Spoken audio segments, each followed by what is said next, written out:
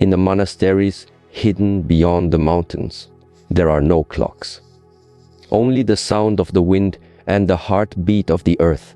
The monks do not ask when it is time for they know time comes when the soul is ready. There is a prophecy, one not spoken aloud until now. It is said there are 12 sacred microhabits, barely visible to the common eye, that silently elevate a woman into her divine essence. A woman who carries these becomes more than admired. She becomes recognized by the universe itself. The air around her shifts. The way people speak to her changes.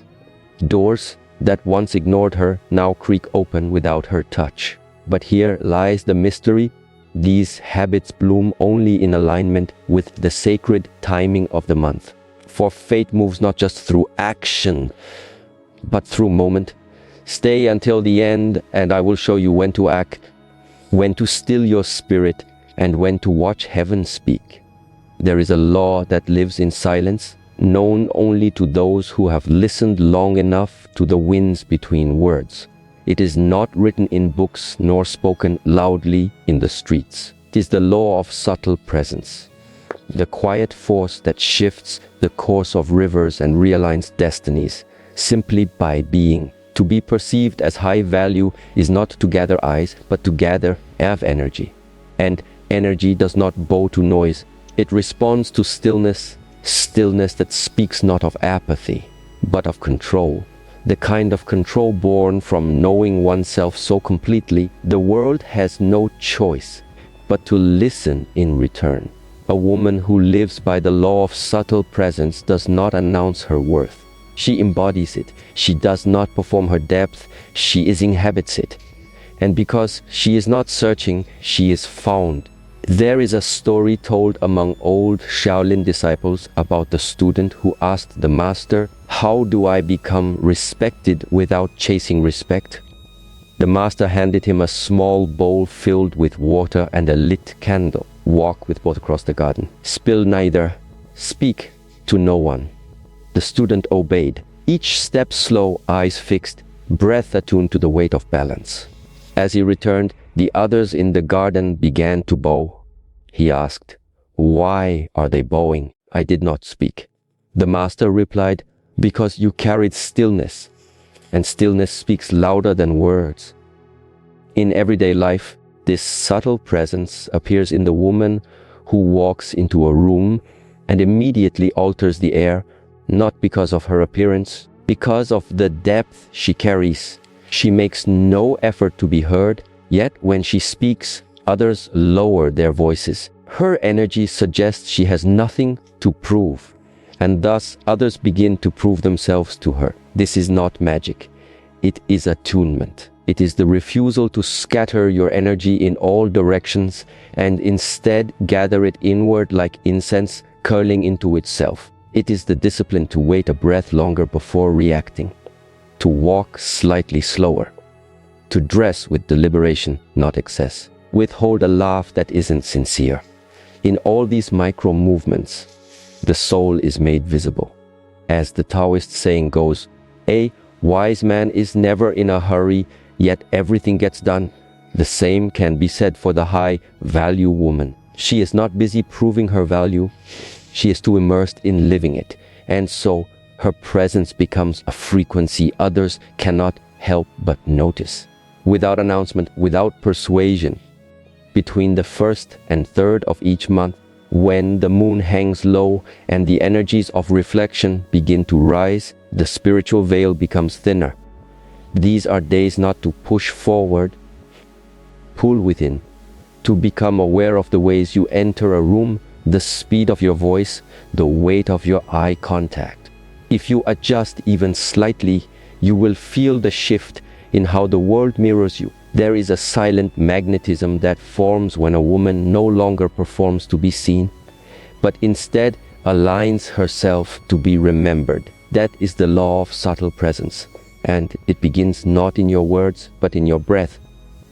Return there. Let it teach you how to move like the moon, invisible yet governing the tides. When the soul begins to quiet itself, a new voice is heard, soft, persistent, unmistakable. It is the voice of intuition, the flame that never flickers, even in the wind. While the world offers you logic and calculation, the intuitive flame whispers truths that require no evidence. It burns not in the mind, but in the belly. And once awakened, it becomes your internal oracle, warning you before betrayal, guiding you before the turn, urging you forward, even when the path is dark. The ancients knew this. They taught not only discipline of body, but the tuning of the inner ear. In the temple schools, a master once asked his student, "How do you know when to act if the mind is unsure?" The student thought long, said, "I wait until the breath beneath my ribs changes." The master smiled. "You have met your true teacher." Intuition does not argue. It arrives like a bird landing on a branch. No sound, but unmistakable presence. It will show itself in sudden discomfort in a room that looks perfect, or in the immediate lightness that comes when you think of a certain person. You do not need a reason. You need only to dare listen. The intuitive flame is what transforms reaction-action into alignment. When you allow it to lead, you no longer act from fear or desire. You act from knowing, and that knowing is beyond words. It is ancestral. It is divine. In the natural world, consider the migrating birds. Thousands of miles without a map, no technology, no compass. Yet they arrive precisely. Why? Because they are attuned, not distracted by noise, not doubting the air currents. Their inner guidance is uncorrupted by overthinking. A high-value woman cultivates this same trust. She begins to ask herself before every decision, "What does my body say?" before my mind speaks. When she senses danger, she withdraws. When she feels resonance, she leans in. And when she doesn't know, she waits. The waiting, too, is sacred. A less known saying from the Upanishads reads here, "There is a light that shines beyond all things on earth, running beyond us all. That is the light in your heart. That light is your flame. And when the world around you dims, it is your only true lantern." But intuition is not always gentle. Sometimes it comes as a warning, a whisper before betrayal, tightening in the stomach before you make a wrong turn. Not just on the road, but in life. When you ignore it, the universe responds with louder lessons. But when you honor it, life begins to rearrange itself in your favor. Between the 9th and the 12th of the month, the energetic field begins to shake. These are testing days. You may feel uncertain, restless, or haunted by doubt. This is the universe pressing upon your intuitive flame, seeing if you have learned to trust it. May send you an old temptation, an alluring offer, or a situation that appears safe, but feels slightly off. Your task is not to explain why you feel what you feel. Your task is simply to heed it. There is strength in the woman who no longer negotiates with her intuition. She follows it like the monks follow the sound of the bell, immediately and without delay. And through this, she becomes more than strategic, she becomes our lead. In daily life, this may look like ending a conversation that feels subtly draining, or turning down a job that checks every logical box but leaves your spirit heavy, or saying yes to a path that scares you but leaves your heart on fire. The flame does not always lead to comfort, but it always leads to truth. Truth is where value lies. When your intuition becomes your guide, you are no longer dependent on outcomes. You become a river, adjusting course but never doubting the direction of flow. Others may not understand. The intuitive woman is not here to be understood. She is here to walk with the divine. So, pause now, breathe slowly, ask yourself not, "What should I do?" but "What do I know?" before I think. If the answer is silence, wait. If the answer is light, proceed. And if the answer is discomfort, leave. This is the way of the flame. And so the journey deepens, not with more effort, with more surrender, not with louder speech, but with finer hearing. Let these truths move through you slowly, like mountain winds, like the hush of snowfall on pine. The path of the high-value woman is not paved in noise, but in a listening. And it begins not by becoming more, but by becoming still enough to feel what you already are. There are moments in life when one is not simply seen. She is recognized, not for her appearance, her skills, or even her reputation, but for something far older than her name. It is the recognition of essence, the quiet pulse of purpose that cannot be faked or fabricated. It is in these moments that a woman steps into the archetype of the chosen vessel. To be chosen is not to be preferred, it is to be prepared. This preparation begins long before the world notices. It begins in solitude, in stillness, in the rituals performed when no one is watching. A woman becomes chosen when she chooses herself again and again, in both triumph and confusion. She walks with a silence that speaks of centuries and a gaze that carries memory not only from her life, but from many before it. There is a teaching passed down among forest monks in the eastern highlands. A young disciple once asked his master, "How do I know if I am the one?" The master replied, "When the storm comes, do not look at who shouts the loudest. Look at who remains." The chosen one is not the one who is called in the light, but the one who does not leave in the dark. A high-value woman carries herself as though she is being observed by the unseen. And in truth, she is. Her words are chosen as though they will echo. Her promises are made with the weight of eternity. And her love, when given, is not scattered. It is bestowed like sacred water from a hidden well. In daily life, this woman may not always be center stage. In fact, she often appears in the periphery, composed, not seeking, not pushing. But when the moment of importance arrives, all eyes instinctively turn to her. Why? Because the soul recognizes readiness, and readiness cannot be rushed. Consider the tree that bears fruit. Before a single blossom appears, it has endured long winters, unseen growth, quiet strengthening. It does not shout in spring. It simply opens and the world comes closer. In the same way, the woman who has done her inner work becomes undeniable, without ever demanding recognition.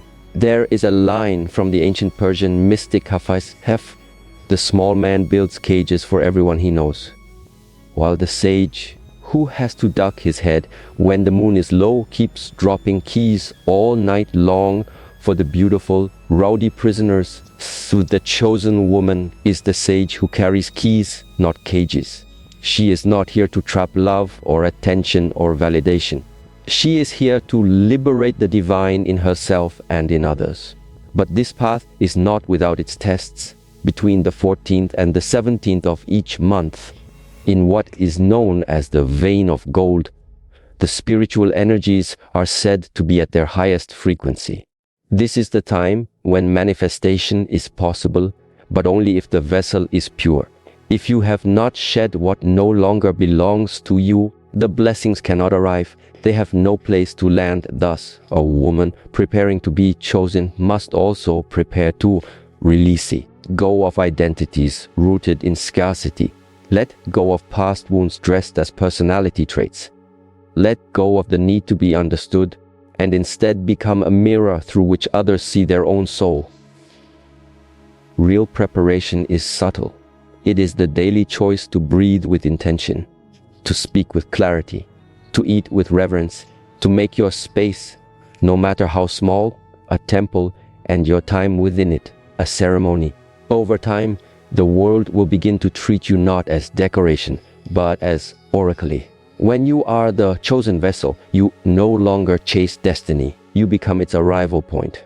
And when destiny arrives, it feels like remembrance. From this stillness emerges a mystery even deeper, the rhythm of the cosmos, the unseen cycles that govern all things. This is the sacred pulse of the universal cyclist.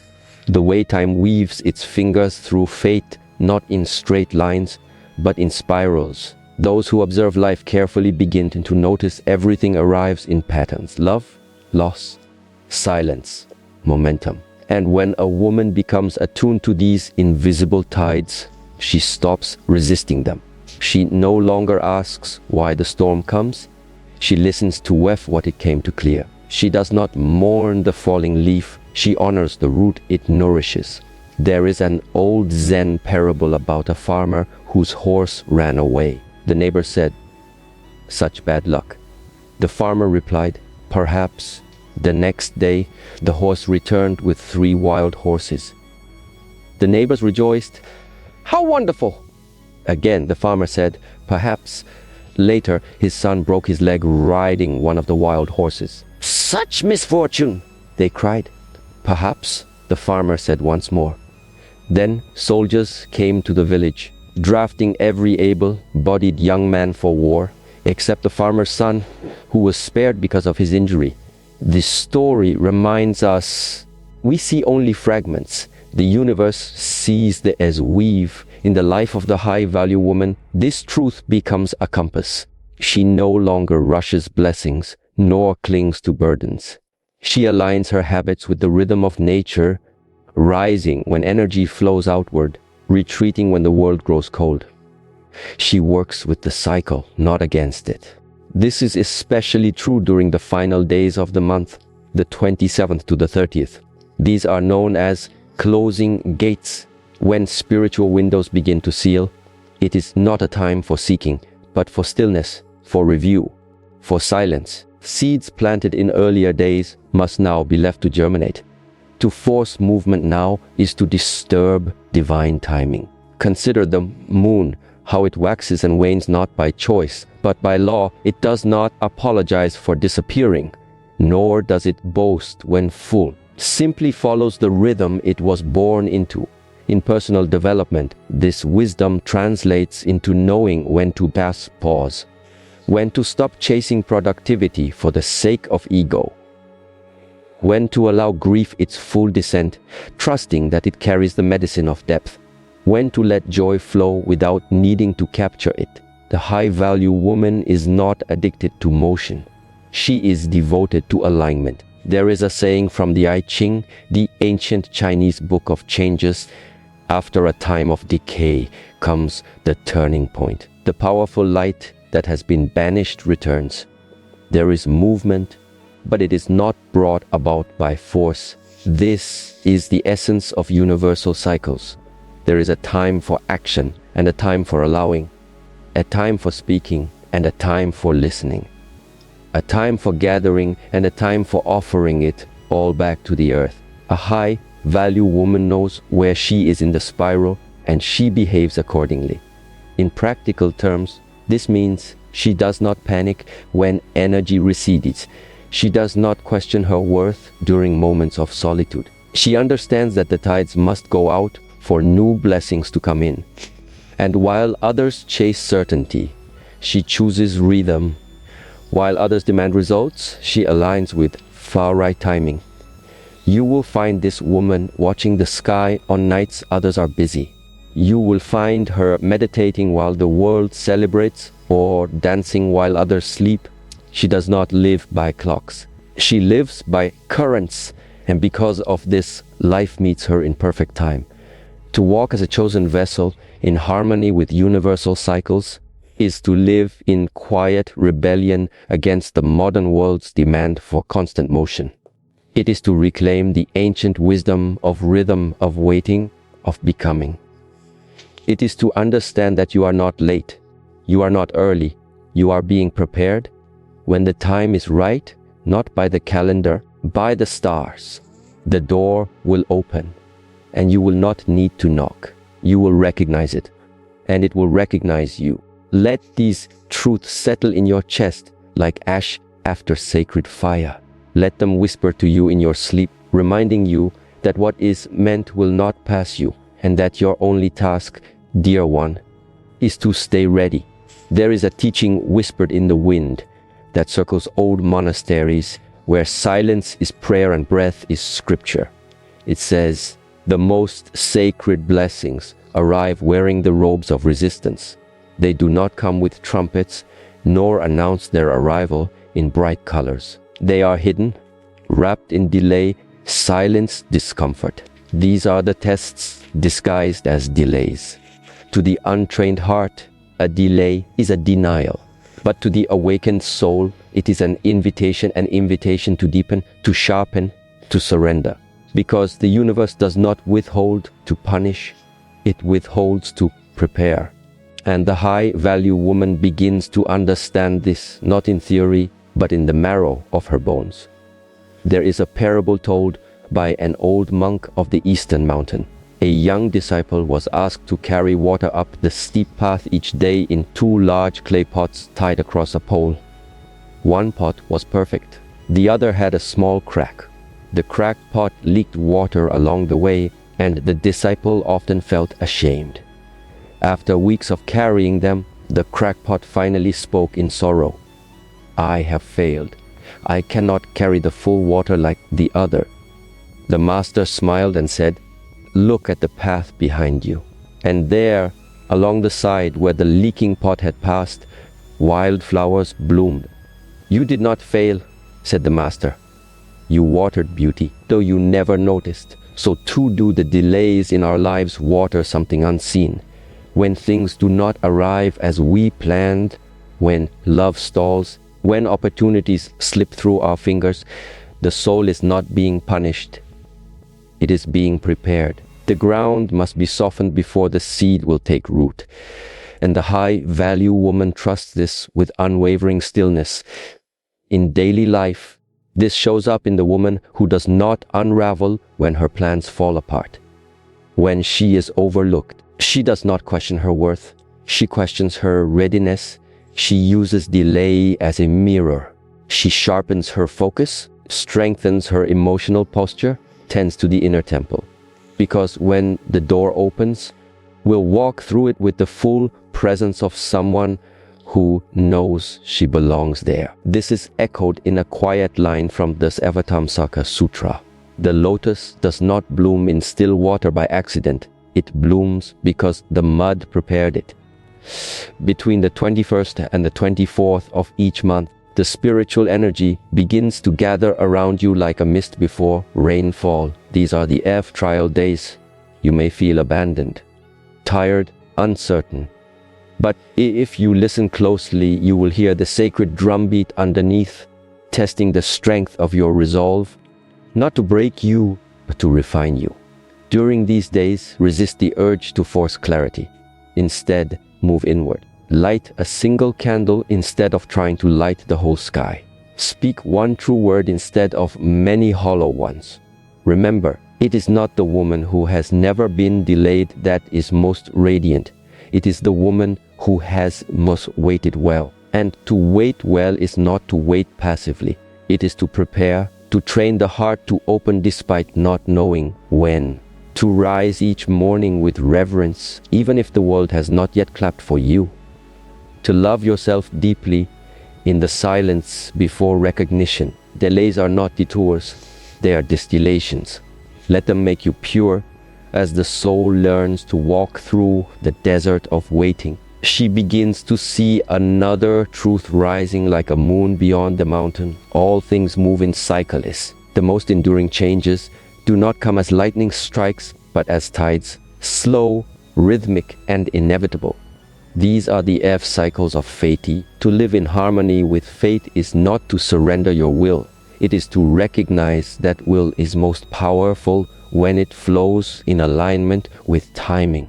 The woman who understands cycles does not panic in winter nor waste her energy planting in drought. She studies the seasons, not in the sky alone, in herself. There is a story from the Zen scrolls of a master gardener who was revered for growing the most exquisite plum trees in the region. When asked his secret, he replied, "I speak to the roots, not the leaves. I prune in winter, not in spring. Trust the wind more than my wishes." And so his trees bore fruit when others failed. This is the wisdom of cycles. Knowing when to prune, when to plant, and most importantly, when to pause. Fate does not respond to noise. It responds to rhythm. And when a woman aligns her actions with divine timing, she becomes like a harp string plucked by the hand of destiny. Her results no longer feel forced, they feel fated. In the natural world, you can witness this in the migration of whales, the blooming of cherry blossoms, the sleep of bears. Nothing hurries, and yet everything unfolds with haunting precision. So too must we remember, transformation is not linear. Some seasons require silence, others demand fire, and some ask only that we stay. There is a lesser known verse from the Bhagavata Purana. The Lord turns the wheel of time. Wise is she who walks when it turns and waits when it rests. A high-value woman knows that not every season is for growth. Some are for shedding, for grieving, for retreating. She honors these cycles instead of resisting them. She does not make herself wrong for slowing down. She trusts that stillness is sometimes the most sacred movement of all. In personal development, this may look like recognizing when a relationship has become stagnant, not because of failure, but because its season has passed, or knowing when a career no longer nourishes your spirit and quietly preparing to let it go, not in chaos, but in respect, or allowing a deep fatigue to bring rest instead of guilt. The woman who dances with cycles does not live by ambition alone. She lives by alignment. She feels the subtle shift of energy within her and responds with reverence. She does not panic in the pause. She does not chase in the winter. She becomes a steward of divine timing, and in doing so, she becomes inevitable. Between the 27th and 30th of each month, the wheel begins to slow. The spiritual gates begin to close, not to shut you out, to invite you inward. This is the time to reflect, to bless what was, and to whisper into the sacred soil what you wish to see rise, not loudly, not with urgency, but with the trust of someone who knows. The seed does not bloom because it is shouted at, it blooms because the earth has agreed.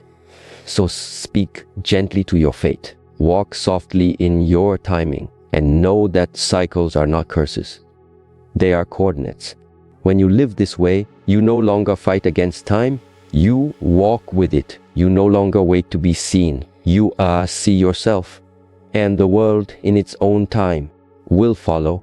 Let this final truth settle into your chest like dusk over a quiet lake. You are not late, you are not behind, you are not forgotten.